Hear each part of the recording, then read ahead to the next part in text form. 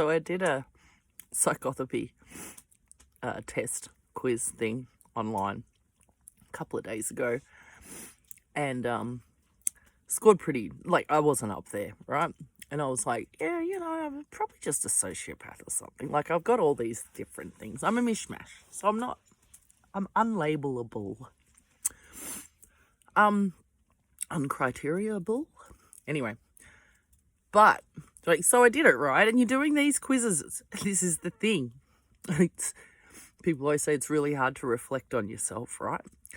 People always say that what you see in others that you don't like about yourself will set you off.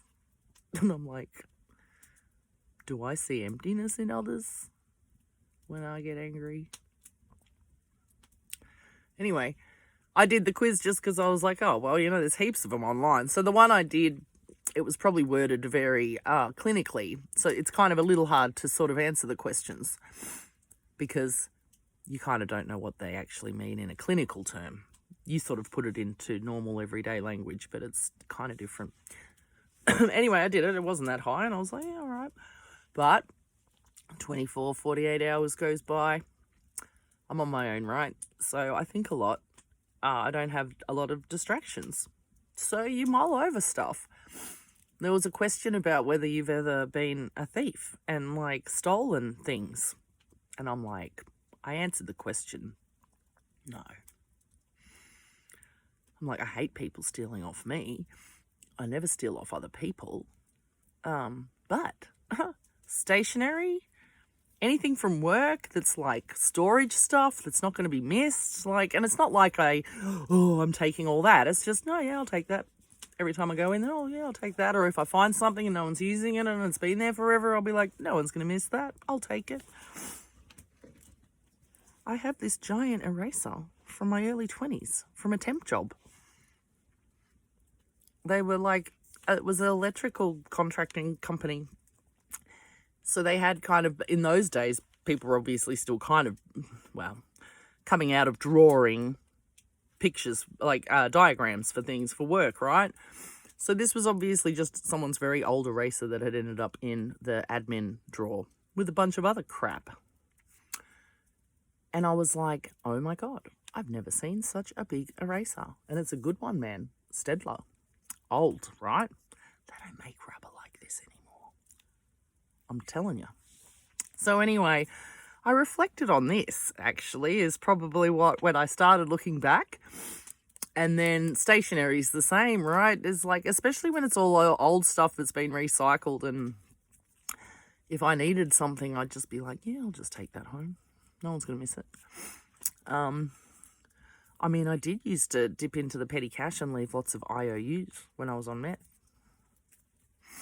Then pay it back. Well, there was a little bit of an IOU in there when I left. Anyway, thanks, Charlotte.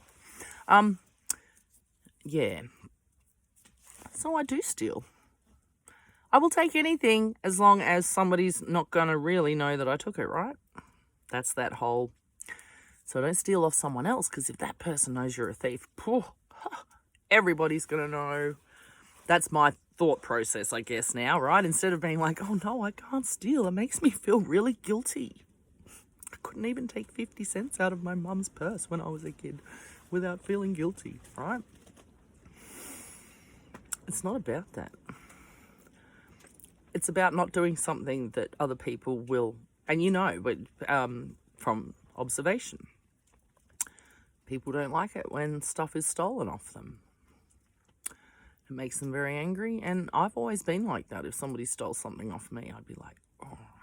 But now it's because I'm like, oh, they're just like me, right?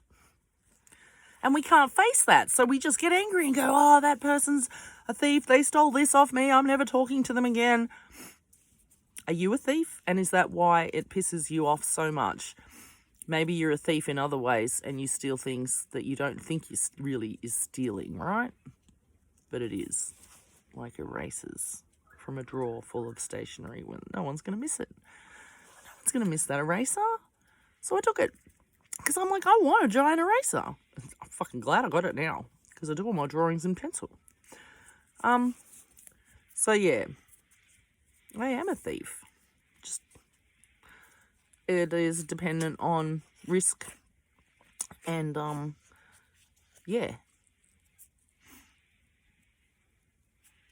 So, anyway, I was just this whole self-denial thing that we all go through. And I mean, I don't have anyone to impress anymore. So when I'm filling out that quiz, it's literally just for me.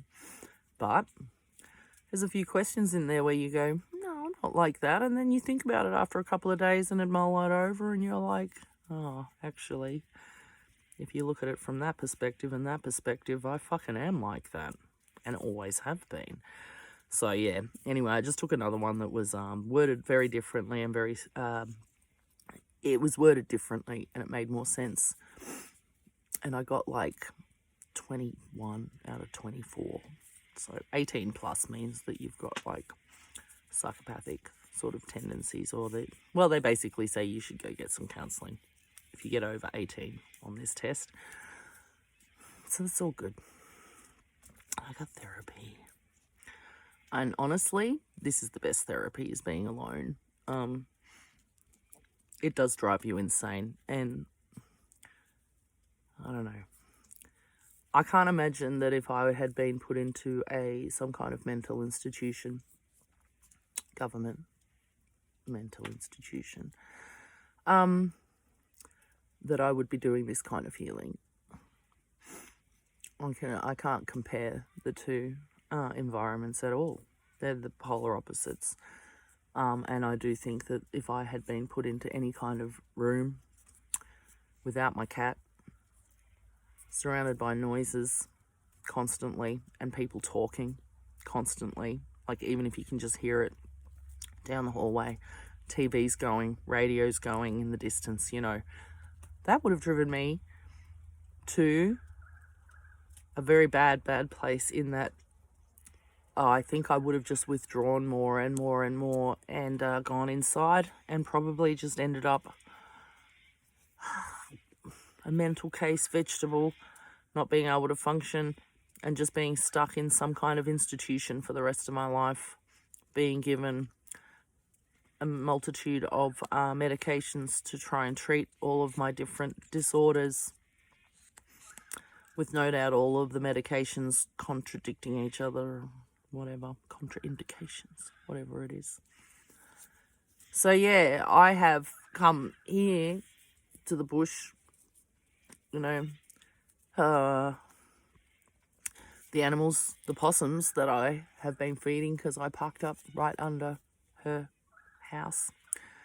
And now she's got a fella who's won the territory and they've had a baby. So it's pretty cute. That's given me a lot of solace. You put something in a possum's mouth and it'll let you do anything to it nearly. They're like little Munchero eating machines. And as long as they got something in their little paws, and they're honestly like fluffy little bush monkeys crossed with rats. And on their back foot, they've got a double toe on their, like, index toe. It's split in two and it's got two claws. It's fucked up. But they let me, like, touch them, play with them. I can pat them.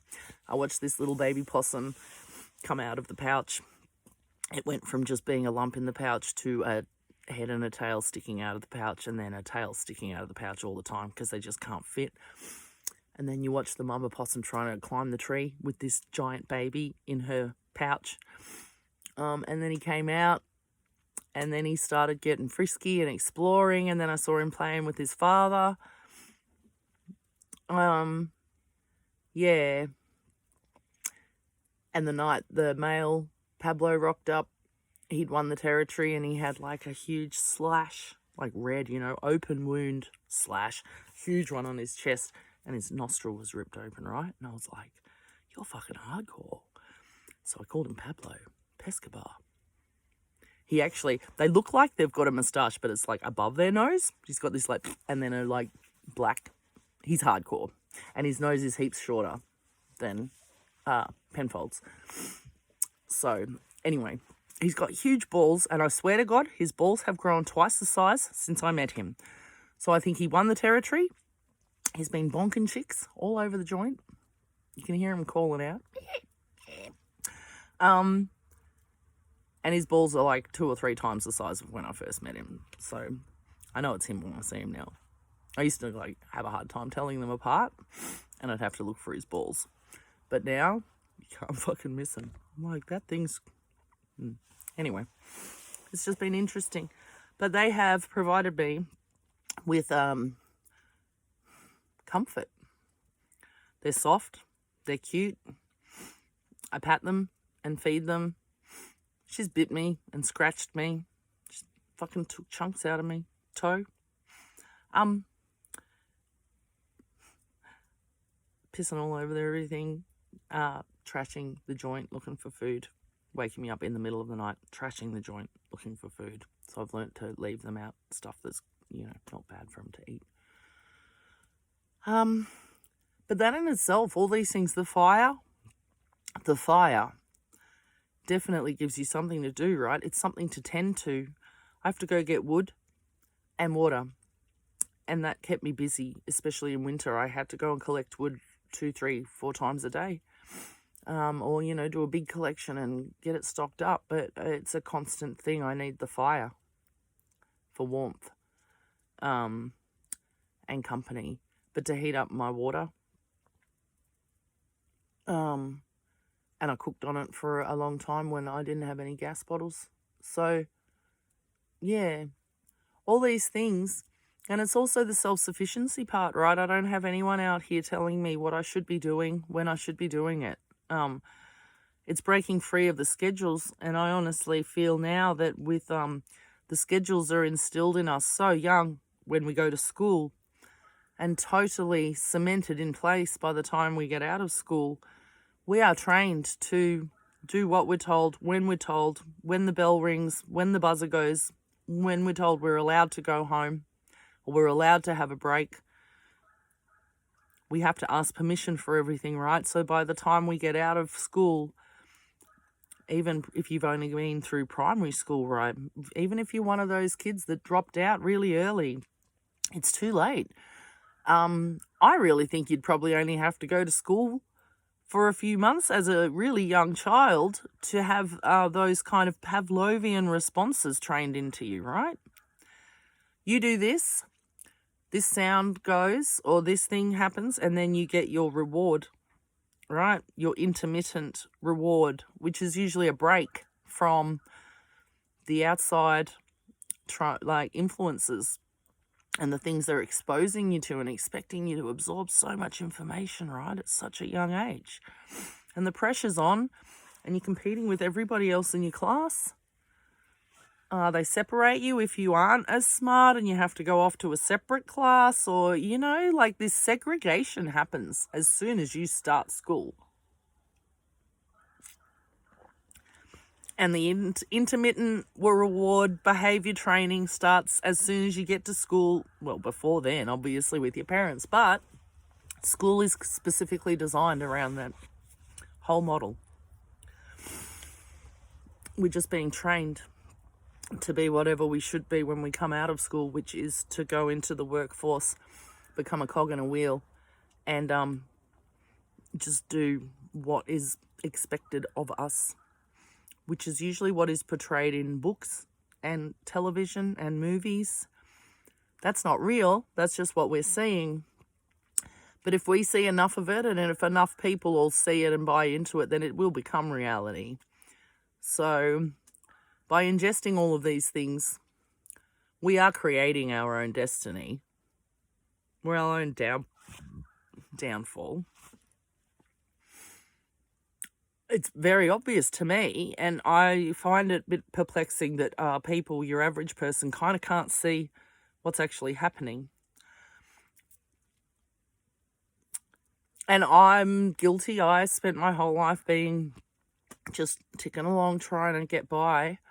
But there was something deep within me that knew that there was something incredibly wrong with people and the planet and society, violence, neglect, people just kind of ignoring each other or not helping each other, or turning a blind eye and just functioning.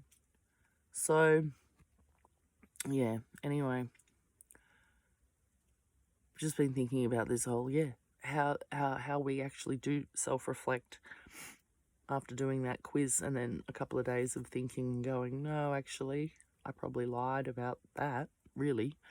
But at the time, when you're doing the quiz and you rack your brain, right, and you're like, no, I'm not like that at all, actually. I think I am actually the exact opposite. So you go, no, I'm not like that.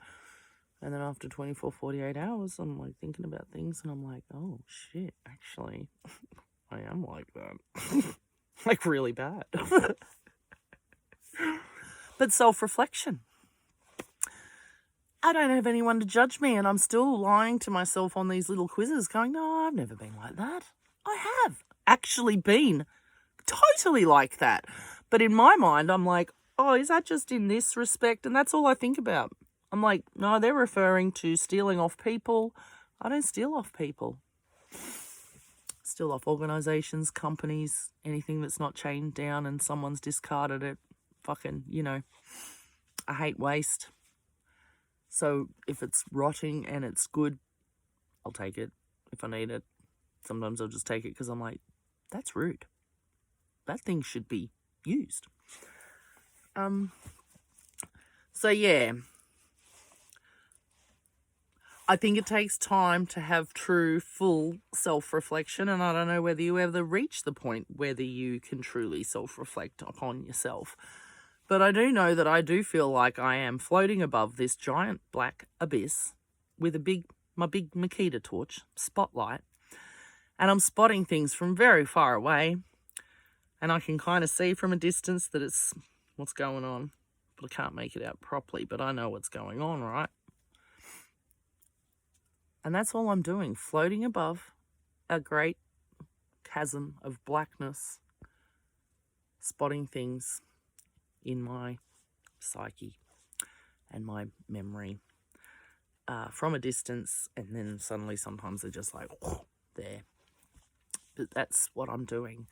But that chasm, that abyss, is my being.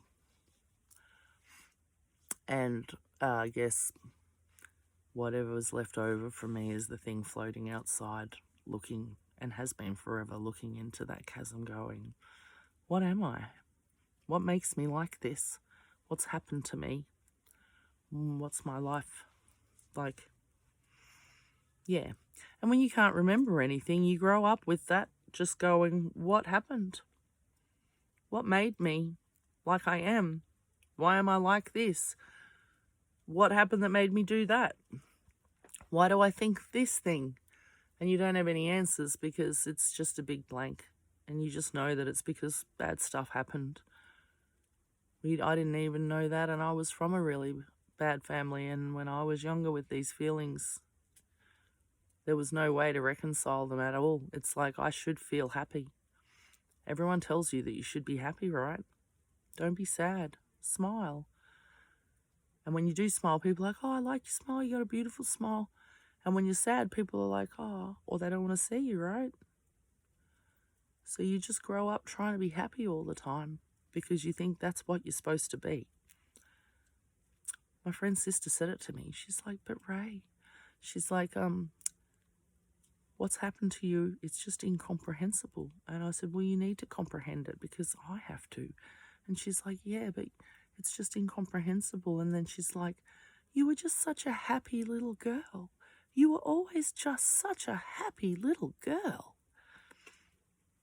I'm like, yeah. Back then I was like, well, yeah, because whenever I was at your house, I felt kind of safer because I wasn't getting abused and it wasn't horrible and filthy and dangerous and scary and loud and filthy. It was kind of consistent, right? So I liked being there. But yeah, I was happy because that's I wasn't at home with all the miserable shit and I could just forget about it. And it was easy to pretend to be somebody else when I was in someone else's household. And then B, I was just happy because that's what I had been trained to be, because I thought that's what I was supposed to be, because that's what everybody expected of a little girl, to be happy. And I knew that if I was happy and jokey and smiley all the time and really friendly and nice, that people accepted me. So I learned at a young age that that was the way to penetrate people's lives in a safe manner, to paint a picture of myself as being this bubbly, happy, carefree, fun, spontaneous, generous friend. So yeah, anyway, lying to yourself. We all lie to ourselves, but I mean, I've got no one to impress, and I'm still lying to myself about shit, right? So you just think about what you're lying to yourself about. And yeah, when someone pisses you off, it's because there's something inside of you that is just like that person. And it's really hard to face that fact too. Really hard. Because I've been there, done that, tried to do that with the therapy, you know. It's like everything about yourself, everything that you hate about someone else is actually a reflection of an inner part of yourself that you're in denial about. And I'd be like, some people piss you off and you'd be like, am I like that? Is that why they're pissing me off? Because I am like that? Yeah. You are. I was. I am. It's just really hard for you to see it. The fact that someone is pissing you off and there's really no good reason, but you are just fuming because of something little that someone's done and you can't let go of it, it's your own internal shit. And it's telling you to look at what you do, but also why you do it. But first you have to realize that you might be like that. But that's your first really, really clear alarm bells. If someone pisses you off or rubs you the wrong way and you don't really know why, or the reason is very superficial, and you're ready to just go, nah, that is not, up to my standard, or I don't agree with that, I'm gonna hate on that person. Just stop and go, okay, who am I hating on? Because you're hating on yourself, right? So whenever you're hating on someone else, when you walk away, go, I'm actually hating on myself. I'm hating on myself. I hate myself. What is it about inside of me that person reminds me of? What is it in here and here that person is triggering in me to bring up this rage or crying or whatever? Think about it. The next time you're bagging someone out or you're sitting there fuming over what someone did and you're going, oh, just go, they are me. And I do that. And your mind will go, no. Cognitive dissonance, right? No, I'm not like that. And you just need to keep telling yourself and saying, I am angry because I'm like that. I am sad because I am like that. I hate that person because I am very similar to that, or I am have very similar characteristics or behavior traits that I'm in denial about. And I'm telling myself that I'm a really good person, but if that person's pissing you off, there's something about you. Something. Could be envy. You don't know. It could just be they remind you of something that triggers you. Who knows? I don't know. We're all too complex. But that's what you need to remember. If someone's pissing you off, it's because they're just like you. And if you can't face that fact, you need to go and have a good sit for a couple of days. Maybe just go away for a few days and think about what you're fuming over and get a pen and paper and really write down what is it about that person that is so similar to me. And then you'll be getting somewhere. Maybe. Yeah, I didn't know I was this way. I had all the indicators and the warning signs, really, to an extreme extent. And I've had help my whole life from professionals. And I've done a lot of research. I've had a lot of experience. So 47 and still didn't realize this was what I was. So you can fool yourself your whole life if you've been trained to at a young enough age. And it never stops. I think you might get to a time like this where you realize, but it doesn't stop. And you don't, like, you are what you are. You can't just flick a switch now and change a personality at nearly half a century old. It's ingrained and it's stuck. I was looking at photos of me as a baby, and there's one in there and I'm like, that baby doesn't exist. I can see it. And I'm only like a month old. And I'm looking at myself lying on this bed going, that baby's not real. Like, I can kind of see it in the baby's eyes as well, you know? Like that it's, she's not there. She's just not there.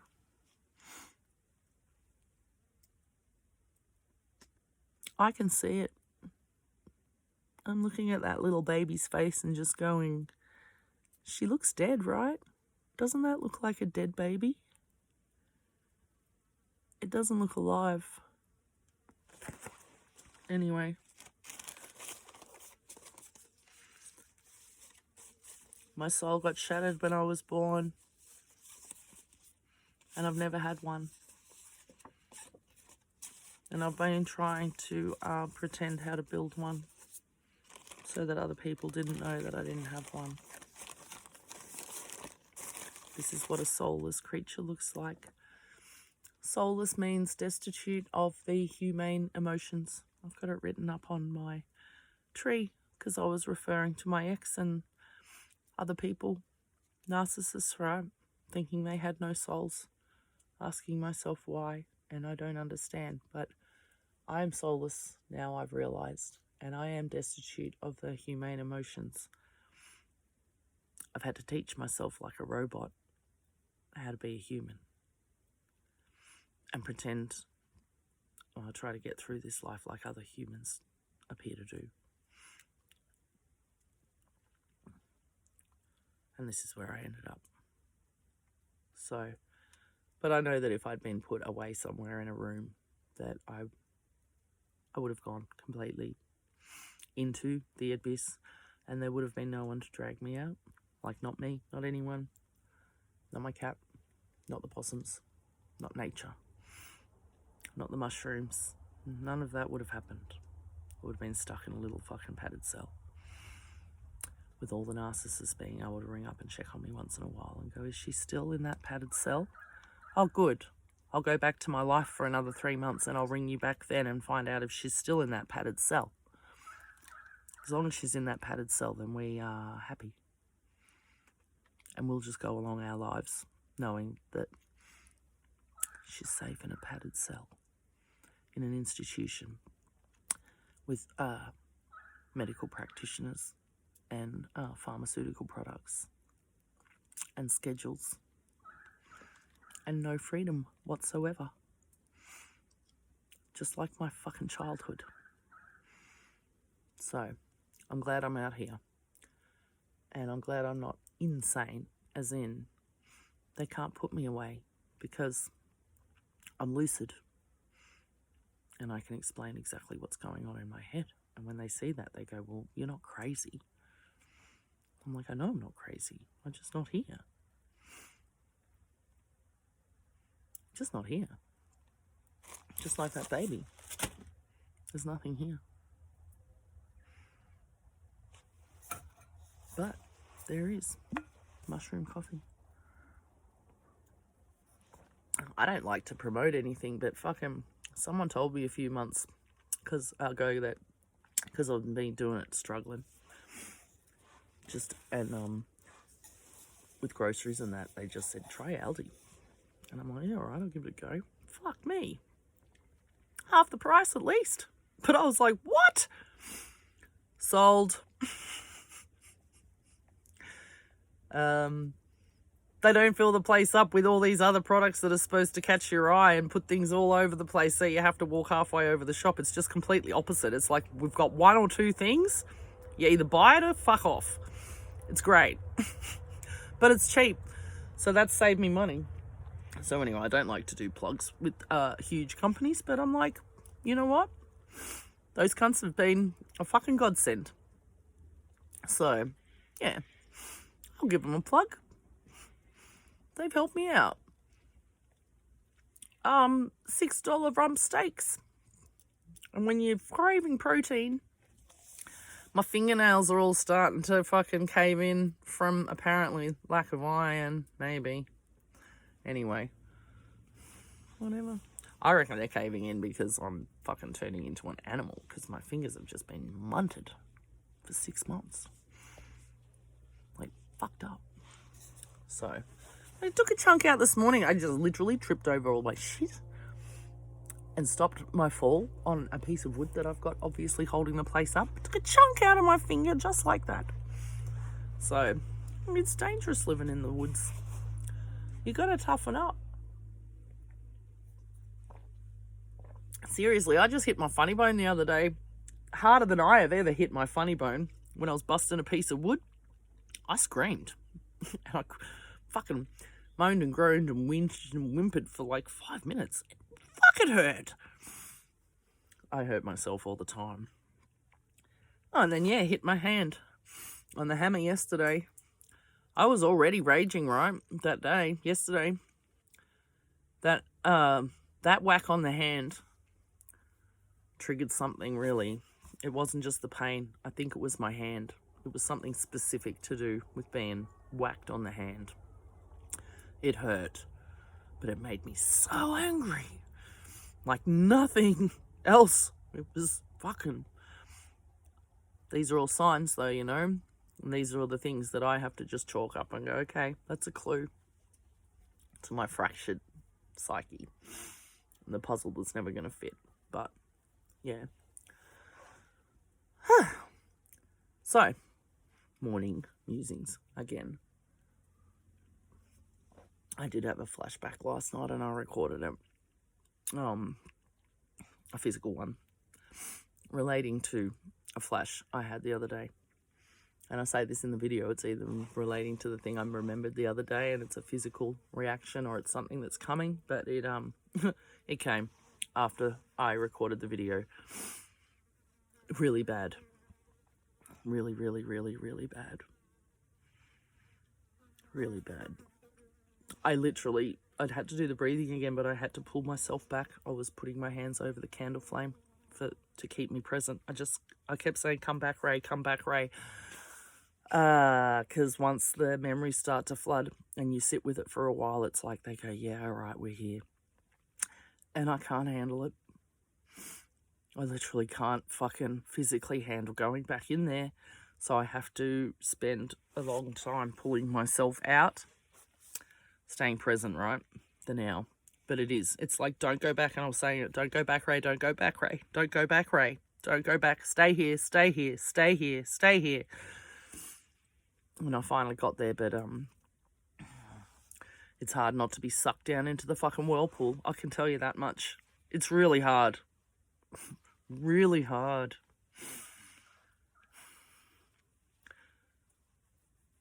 The trouble is when you've come from a place of misery, it's very easy to go into these miserable places, but I'm just trying really hard not to go into these terrifying things that I'm like, I've got time.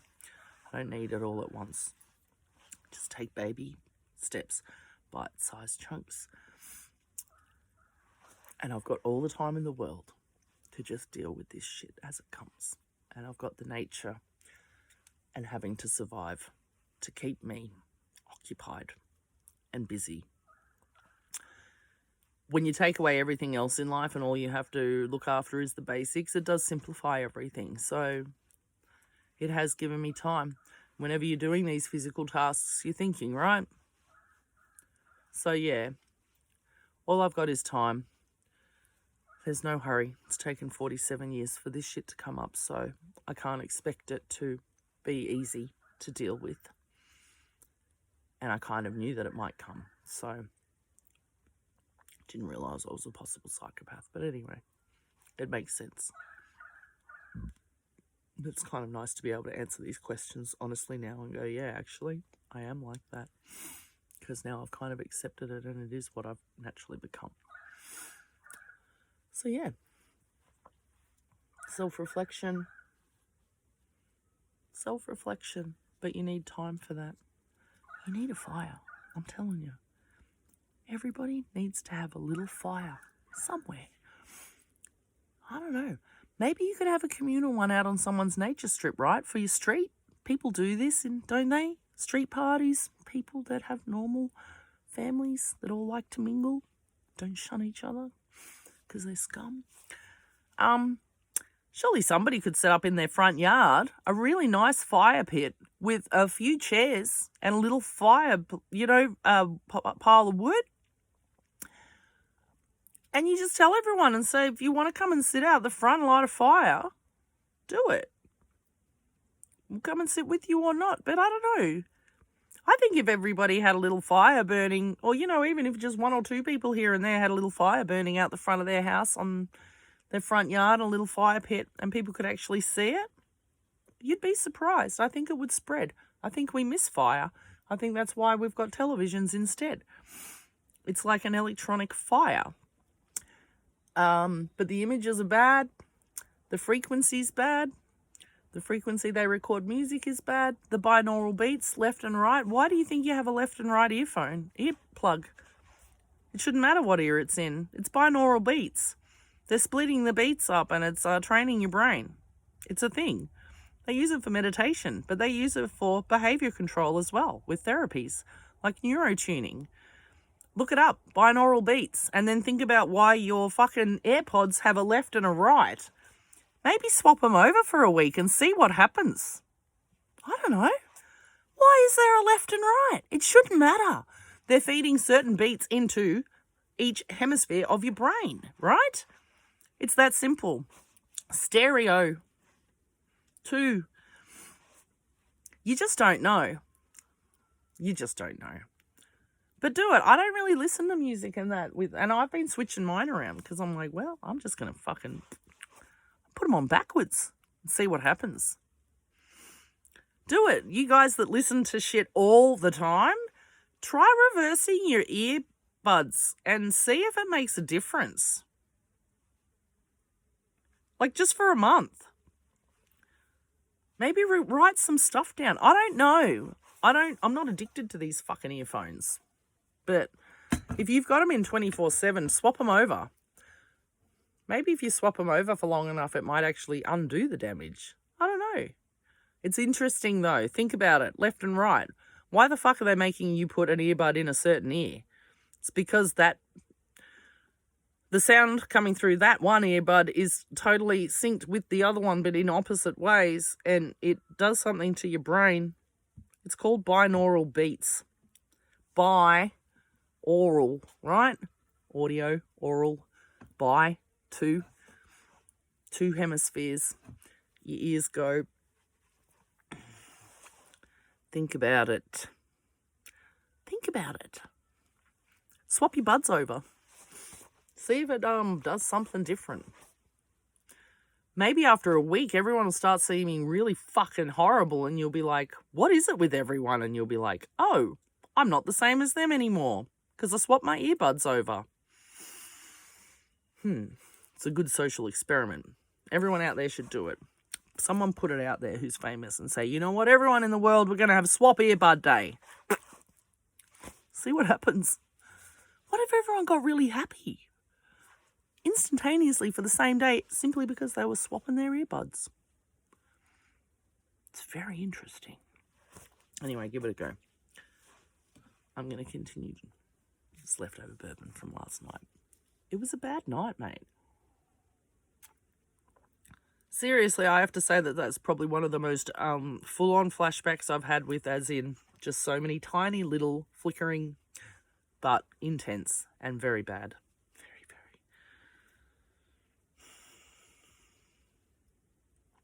They're the kind of flashbacks that make me want to have capital punishment reintroduced, but public. The people have to be executed publicly. It has to be slowly. and they just have to be left to be ignored while they slowly get whatever happens to them, right? But the people who walk around their day-to-day jobs, they need to see that person there every day dying and not have to ignore them, right? Knowing that they did these horrible things. I just think that's fair. I think hanging someone or lethal injection or electrocution for someone who has undoubtedly done these horrible, despicable things, and it's a known fact, I think that's a too easy way out. But that's just because I've had to live with the torture in my head of what people did to me. Maybe just once for sexual pleasure, right? But it was horrible. But I'm the one that has to live with it. So I just think that they should have to pay, and I think that if other people actually saw these consequences, they might think twice about doing the same thing, hey? It's very easy to just whack someone in prison and go, oh my God, they're so horrible, we've put them in prison. Well, maybe you should have them in prison in the middle of the city in a little cage, and you let people do horrible shit to them all day. And that's their prison sentence. I don't know.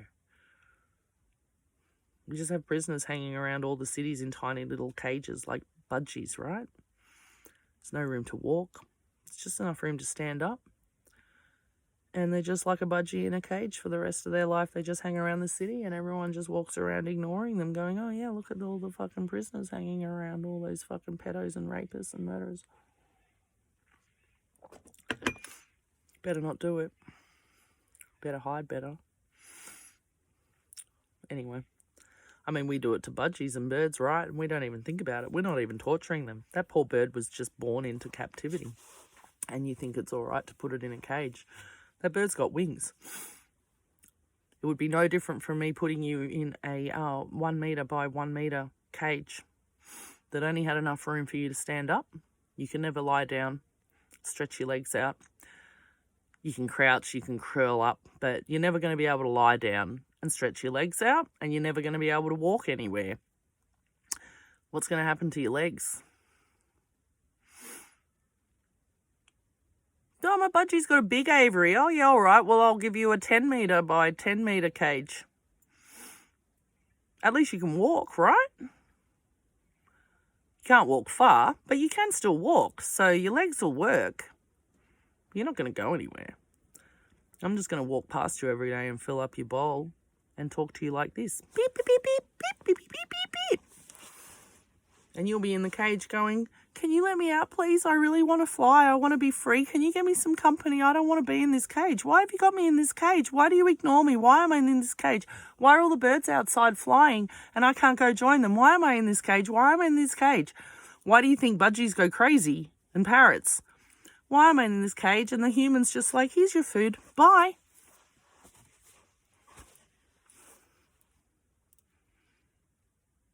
Birds in cages. For company. I think it's disgusting. And it makes me cry when I see them. And people are like, oh no, I'm looking after my budgie just fine. It's antisocial and it can't be rehomed because I know all about budgies. No, you don't. They're one of the smartest animals on the planet, right? And they're supposed to be in a flock of about 10,000 or 1,000 or something.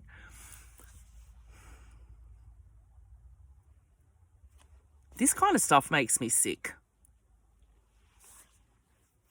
What makes me sick is that a person can sit there and justify it to themselves that they've imprisoned an animal and actually tell themselves that it's okay and not ever wish for any better life for that animal.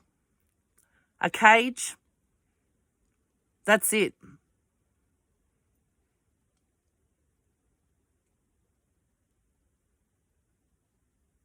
This is why I think we all deserve what's coming. I don't think any creature that can do that to another creature doesn't deserve to live. If you can do that to a budgie, then what are you going to do to people? Or your children, right? Or other animals? That's what worries me. What we're capable of without even seeing what we're doing. And worse yet, we'll justify it We can justify the most horrible behavior and the most horrible cruelty, but we justify it.